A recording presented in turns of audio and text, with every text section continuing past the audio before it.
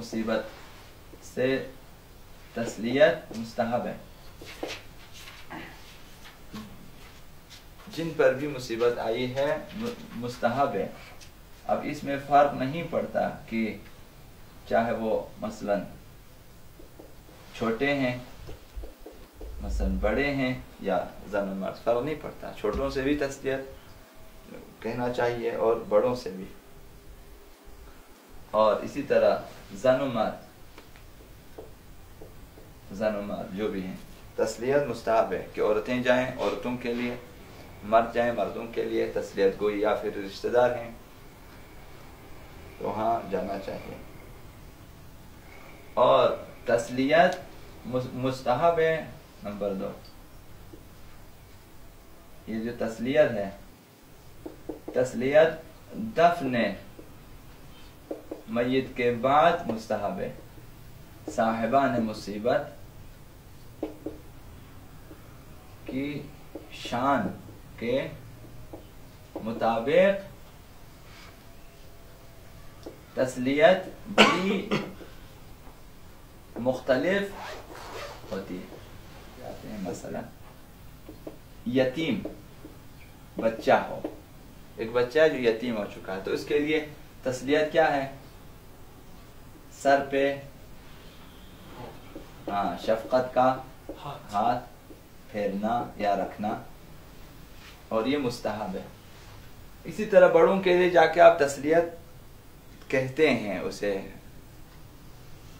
कि हम जो हैं इस मुसीबत में आपके साथ हैं, हम आपके गम में बराबर के शरीक हैं, अल्लाह आपको सब्र अज़ीम और अज्र अज़ीम, सब्र जज़ील वग़ैरह जो है इनायत करे। इस तरह दुआएँ होती हैं। ये हुसूल सवाब के लिए, हुसूल सवाब के लिए साहिब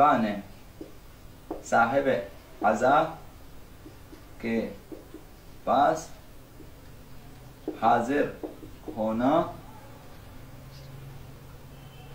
और मुलाकात करना काफी है।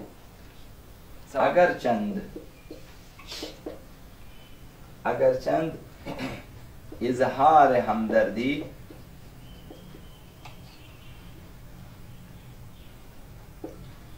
और कलिमात तस्लियत का कहना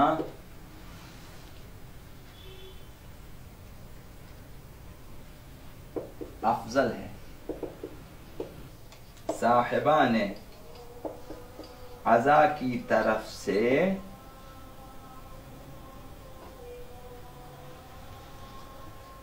मजलिस सोगवारी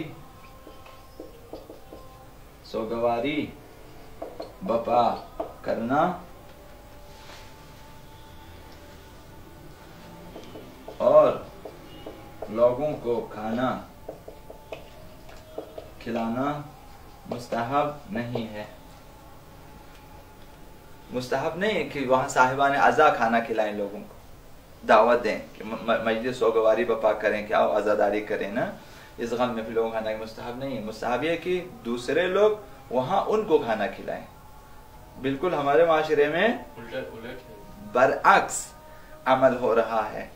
सब दावत पे जाते हैं साहिबान अज़ा के। अव्वलन वो मुसीबत में गिरफ्तार है, दोगुमन यहाँ से पूरा अकाउंट खाली होता जा रहा है। साहिबान अज़ा को चाहिए कि वो मजलिस सोगवारी बरगुजार न करें, दूसरे लोग इनके लिए मजलिस तरहीम बरगुजार करें।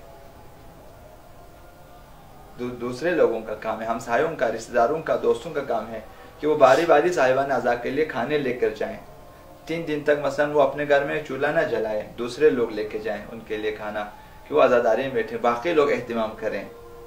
वहाँ तो पूरा जमा पूंजी इसी पहले दिन फातिहा, दूसरे दिन कुरान खानी, तीसरे दिन से वो इसमें जमा पूंजी, फिर उसके बाद हफ्तों, फिर उसके बाद 15 या फिर चहलों, इन खर्चों में चला जाता है। मुस्तहब नहीं है अगर चंद जायज़ है कि वो अपने मुर्दे के लिए खर्चें, जायज़ है। तस्लियत कहना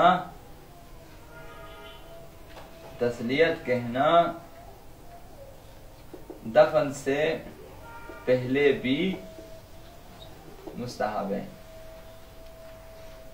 दफन के बाद मुस्तहब है, दफन से पहले भी मुस्तहब है। साहिबान अज़ा के लिए खाना भेजना जब तक वो सोग में है मुस्तहब है। जब तक वो सोग में है मुस्तहब है। न चेलुम मुस्तहब है, न हफ्तुम मुस्तहब है, न सेवुम मुस्तहब है। मुर्दों के लिए ऐसी चीजें नहीं है, ये हमारा रस्म है। जब भी आप मुर्दे के नाम पे इत्आम करें मुस्तहब है, खाना दें मुस्तहब है। अगर वो भी जो है फुकरा को दें ज्यादा मुस्तहब है। जिनके पास अच्छा खाना नहीं होता साल भर, उनको बुलाएं। साहिबान अज़ा यानी पसमंदगान, साहिबान अज़ा के हाँ खाना मकरूह है। 3 दिनों तक सोगवारी मुनासिब है। मुस्तहब का मालूम नहीं है, मुनासिब है कि जहां फौजी हो जाए 3 दिन तक सोग मनाए, मुनासिब है। 3 दिन तक साहिबान अज़ा सोग में बैठे हैं, काम काज वगैरह इधर उधर न करें, मुर्दे को याद करें। बहरहाल ये भी शायद इसलिए कि भाई उसके बारे में सोचें कि जो गया है कि ये क्या करके गए हैं, क्या बाकी हैं, क्या कोई कर्ज वगैरह नमाज वगैरह तो नहीं, वो उस बारे में सोचें। और अपने बारे में भी सोचें, भाई ये तो चला गया, अब सोचें अपने बारे में, वो चला गया।